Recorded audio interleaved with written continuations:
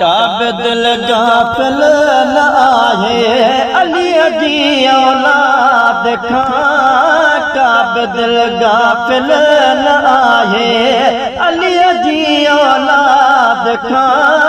हक़ ऐं बातिल में फ़र्क़ थियो करबला जे बाद खां साईं हक़ ऐं बातिल में फ़र्क़ थियो करबला जे बाद खां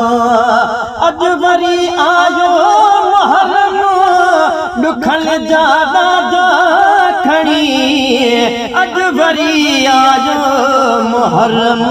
ॾुखल जा ॾाढा खणी कीअं रहे मोमिन जो सीनो या हुसैन जी याद खां कीअं रहे मोमिन जो सीनो या हुसैन जी याद खां हक़ ऐं बातिल में फ़र्क़ थियो करबला जे बाद खां दीन लाइ सभु कुझु ॾिनऊं दीन तॾ बेदाग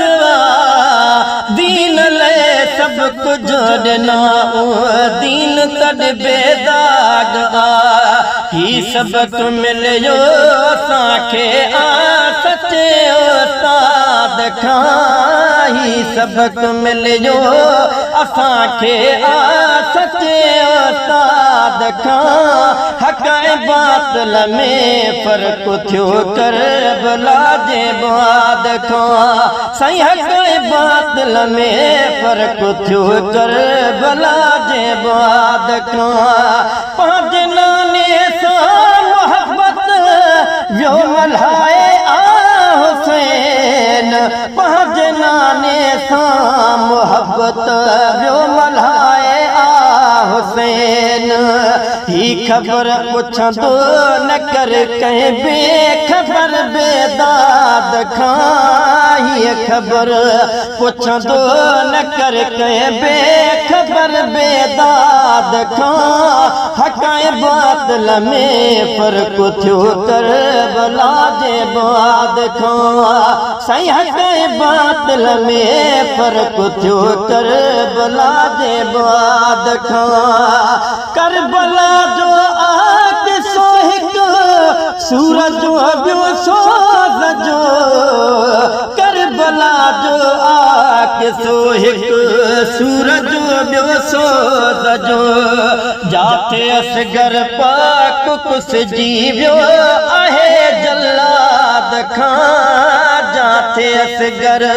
पाक कुसिजी वियो आहे जल्लाद खां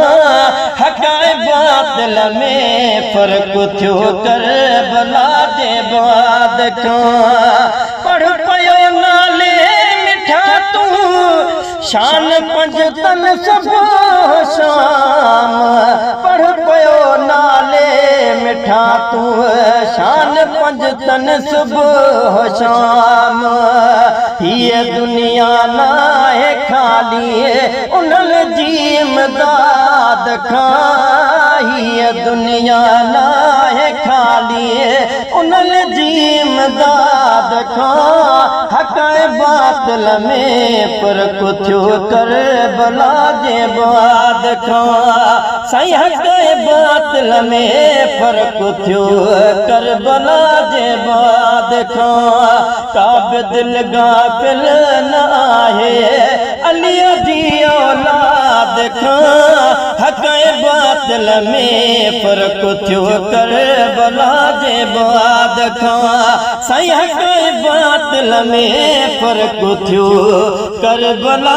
जे बाद खां।